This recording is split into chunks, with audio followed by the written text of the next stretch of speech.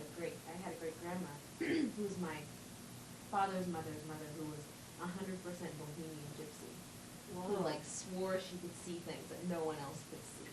And our whole family is kind of like Montana bound, you know, Minnesota guys who are just kind of like playing poker and drinking all the time and really just didn't have any belief in like anything. They all probably went to church, you know, twice a year because that's what they're supposed to do, but they never really believed in really anything spiritual at all. Anyway, she could predict things that were going to happen all the time.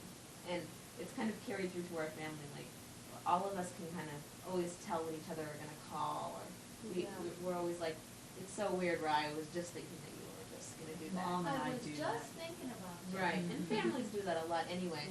But my dad, like one thing he always does when I'm on road trips with him is he always goes, oh God, I'm having deja vu and I can't remember if I'm gonna die or not when we're on a road trip. I'm like, that's great, Dad, you know, just drive on through and just keep on telling me stories like that. But we all have these like, you know, weird things with each other where we're all real closely connected, but we all kind of drive each other crazy.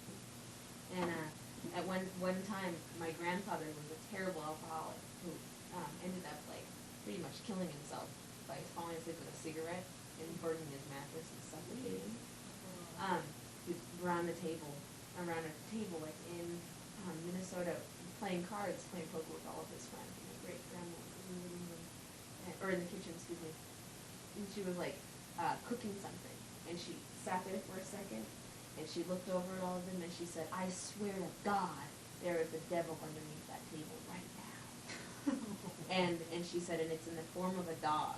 And all of my uncles and my grandfather lifted up the tablecloth, and there was a black dog underneath the table. And all of them. Nobody knew this dog? And it wasn't a dog of theirs, and she had seen it, and it appeared there, and then it just disappeared after all of them had seen it. All of these like old timer guys just playing poker, and she was, to her it was like, you guys better watch out for what you're doing right now, because you're bringing the devil right into this room. That's power. And everyone saw it. And my father was really little when it happened. He just said it blew like all the guys in the room were like, "I'll see you later." I'd get out of there. I can't even touch a Ouija board. I get freaked out. You know what? Actually, I was thinking earlier. I wondered if, because in the 7th grade, I think it's standard to get a Ouija board and try that. Have and seances. I often wondered if that ever happened in your house, because Rebecca and I actually did that in the house that I grew up in, because Rebecca was my friend, but I don't remember the results being scary at all, but Ouija boards are we weird. never did. I was always too afraid. I mean, we would go and sit down to have seances and have candles and sit there all sinister, and then I would go, I can't do this, and I'd run out of the room, and everything would break up. Like 3 people are sitting there, and I leave, so you can't have a seance with 2 people. So. I mean, maybe you could, but No, it's still not any kind of fear. I couldn't do it. I still can't. I can't even watch scary movies. I do scary movies are fun. I like to watch them. I wonder what that young obsession is with like conjuring up some evil spirit. I know, I All do of us do wonder. that when we're little kids. Because now I don't try to conjure anything up, but I think I'm far more sensitive to. I'll never forget my first weekend in Missoula. I went to the Wilma building to see about an apartment there. Oh man, just the elevator ride up. I thought, there is no way I could live in this building. There is no way. I'm not going to pay you guys $200. You have to pay me to live in this building. I think the Wilma building is very. I had a friend who lived there. Kind of a boyfriend.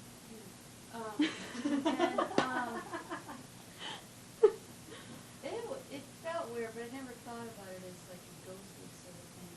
There's kind of a creep element. Definitely. Yeah. Oh yeah. It's old. It smells old, and it looks old, and it feels old, and there's gotta be a lot of stuff going on There's there. something weird going on there. There's gotta It wasn't so bad when I would visit Jake, but when I knew someone there that I was going to see, but That seems better. riding that elevator up and then looking in the room, I will never forget that for as long as I live. Just no way.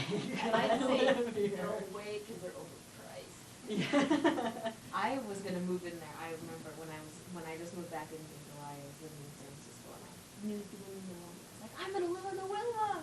I'll have my little dog, and I'll live in the Wilma with all these freaky people, and it'll be great. And I called my mom, and I was like, I think I'm gonna live in the Wilma when I get back to Missoula.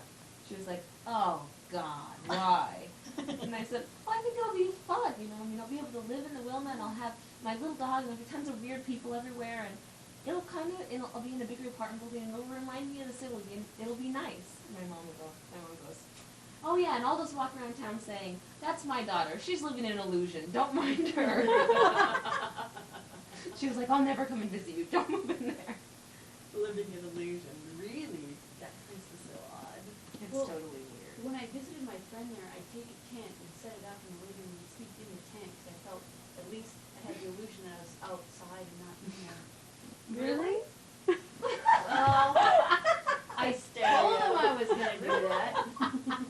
I swore I was gonna do that. I said, I brought my tent, it seemed right. Really? But, you know, sometimes you can think up enough that you think it's real. You know? It's good as real. Oh, mental is definitely. I think I had a dream once. I don't dream very often, but I babysit, or I used to babysit for this little boy whose mother died 2 Christmases ago. And he's 12, or maybe he's 13 now, but I think he was 11 or 12 when I was babysitting for him. But I used to sit in their house, and he would never sleep upstairs, which was where his room was, and I thought it was kind of cold and weird up there. But once in a dream, I think the scariest I've ever been in my life, in my dream I was in the basement of Butterfly, for some reason, doing laundry. And his mother came down into the basement. I didn't see her, but it was really odd, like she was lighting matches and moving them around and stuff. But she was clearly telling me to not bother her boys at all. I mean, and it was just the one boy and her husband, but it was the strangest. I woke up so scared. This was, probably 6 months ago that I had this dream, and like I said, I rarely dream once a month or something. Not bothered. Yeah. Yeah, I mean, like she Just never to said take care of anything, them. and she never, like, I don't know if it was jealousy, but it was an emotion that was very mad and very back off. And I woke up in a cold sweat, and for me to dream and then to wake up from a dream and to have any kind of reaction. Leftovers. Pretty strong. Yeah, I think that she really came and talked to me. She was really unhappy with me, and I don't know why, because I didn't. Maybe it's your mother that was Maybe. She was jealous. But I love the little boy that I babysat for. I mean, I wasn't trying to. Well, that was her job. Yeah. A lot of people say that spirits come to you in your dreams, and it's not just like, a conscious situation. A lot of times, after my grandfather died, my grandmother and my aunt, they never really thought of him as being around. They knew he knew what was going on in their lives, but the only time they ever had contact with him was in their dreams, which made them feel still close to him, which I think is really interesting. It's a good subtle way to get into somebody's life without scaring them. Anyway, but it's so good. Oh, yeah. Did you ever babysit ever? Oddly enough, now that I think about it, I've never babysat for him again. I think he's probably old enough now that he doesn't need, because he was right on the line the first time. But I'd like to take him to a movie or something, because I used to watch him a lot, and I really liked that family. Yeah, but she died young and not unexpectedly. She had cancer, but nonetheless, I think she was not even 40. Maybe like that. Yeah, I just, talked to this gal today, she just turned like 3 She's at my friend's house in Arlington. Mm. Mhm. Speaking of ghosts and cancer, my aunt, my mother's sister died of breast cancer, and she had 7 children. The oldest one was 12, and my When she grandmother, died? when she Oh, died, God. yeah. And my Yeah. my grandmother was always like very, very upset and very uneasy with it, and very, very just, she couldn't sleep, anything. And my aunt missed her death by about 5 minutes. She was on an airplane, you know, she was coming in or she was driving, I can't remember, but she missed it by 5 minutes. And so the same with her, she was so uneasy about it and so uncomfortable. And my grandmother went out to Seattle from Pennsylvania to visit one of her sons, and they were going on a trip, and she went out to their car, and she sat down in the car, and she was waiting for everybody. She was by herself. And my grandma is a very down-to-earth person. She doesn't believe in ghosts. I mean, aside from the one, I mean, she's not really, she doesn't talk about things like that very often or anything. And it took her years and years to tell anyone about this. Maybe because it was so special to her or something, but she was sitting there in the car, and my aunt suddenly appeared right next to her in the van, and she said, "Mom, I need you to know that I'm okay. Everything is okay. You need to stop worrying about me. You need to go on with your life, because I'm fine and I'm happy, and I'm watching over my children."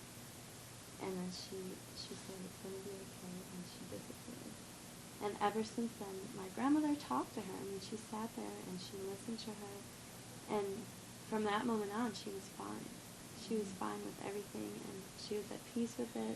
And she said, "I knew it was her time," but she never told us about it till about, I don't know, she never told me until about 10 years later. And I just think that's so neat. Speaking of ghosts and things like that. Wow, that would be. Mhm. I often think that my great grandma Georgetti watches over me, not because I've ever seen her or even that I've spoken to her, but you know, you just know, I guess, about her. I think family is such an interesting. It's so interesting how, especially since I'm learning about biology and genetics and things, on top of it, how you really are connected, and then even beyond the physical part of it, you're so connected. No doubt.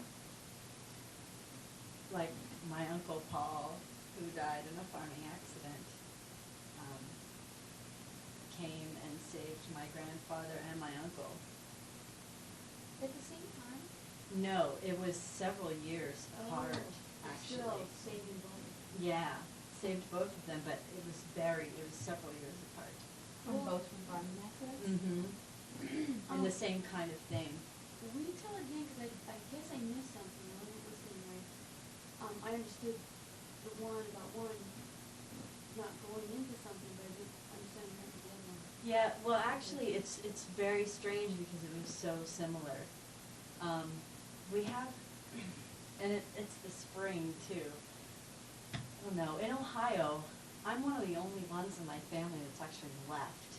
Everybody is within a probably 50-mile, even 35-mile radius of where they were born, raised, married, had their kids, all their kids are there, that kind of thing.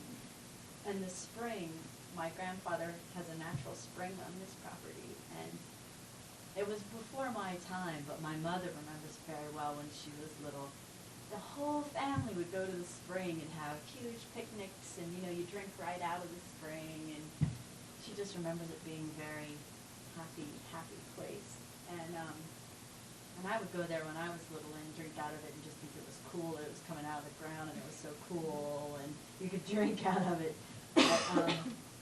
But both times with my uncle and with my grandpa, they were driving their tractors too late at night and were very close to their tractors tipping over, and which would have probably caused death, or at least very severe injury. And, but it was with my Uncle Fred that he actually saw Uncle Paul carrying a lantern. And Uncle Paul, I mean, not next to him, he was very far ahead of him, but walked him all the way back to the house. After serving him. Mm-hmm. But you know, not stopping the tractor, but Uncle Fred and Grandpa said this overwhelming, like, you know, overwhelming feeling of turn off the tractor right now and go home. And then both of them the next morning when they came out, and it's that they noticed how close they were to. Mm-hmm. Yeah. It's, Well, what did it mean to follow so close to the stream? I know. Well, I don't think they were plowing, but it was. They were definitely on the tractor.